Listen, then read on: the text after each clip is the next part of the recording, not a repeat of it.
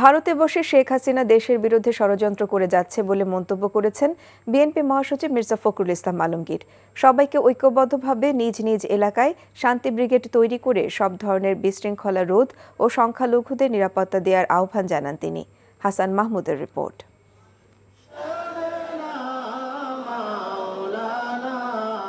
BNP chairperson Begum Khaleda জিয়ার ৮০তম জন্মবার্ষিক উপলক্ষে দলের নয়াপল্টনের কেন্দ্রীয় কার্যালয়ে মিলাদ ও দোয়ার এই আয়োজন বিএনপির। মিলাদ পূর্ব সংক্ষিপ্ত বক্তব্যে মির্জা ফখরুল ইসলাম আলমগীর বলেন, শিগগিরই উন্নত চিকিৎসার জন্য বিদেশে যাবেন বেগম খালেদা জিয়া। মির্জা ফখরুল বলেন, গণতন্ত্রের জন্য বিএনপির সংগ্রাম শেষ হয়নি, এখনো ষড়যন্ত্র চলছেই। যদি মনে করে যে আমাদের লড়াই শেষ হয়ে গেছে তাহলে ভুল করবেন। এখন অত্যন্ত একটা ভাসমান অবস্থা আছে। যে কোনো মুহূর্তে ভারত যিনি বসে আছেন শেখ হাসিনা, তিনি তার সুযোগ গ্রহণ করতে পারেন এবং চক্রান্ত শুরু করেছেন। সেই চক্রান্তকে প্রতিরোধ করাই আমাদের কাজ। সংখ্যালঘু সম্প্রদায়ের উপর অত্যাচার এইসব কথা বলছে না ওরা, এটা তাদের একটা চক্রান্ত। এই কথা বলে ধোয়া তুলে তারা আরেকটা ঝামেলা করতে যায়। বিএনপি মহাসচিব বলেন, কোনো ধরনের সংঘাত বা সংঘর্ষ নয়, ঐক্যবদ্ধ হয়ে এলাকায় এলাকায় মানুষের জন্য কাজ করতে হবে।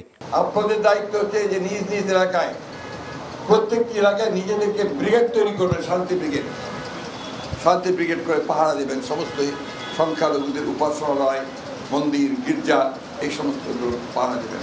এ সময় দলের নেতাকর্মীদের আরও সচেতন হবার পরামর্শ দেন মির্জা ফখরুল।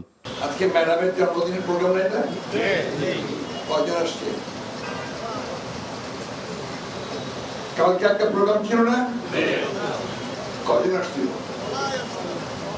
না আসছে নাই, কেন মিথ্যা কথা বলছে? অনেক কম, আজকেও কম। কেন?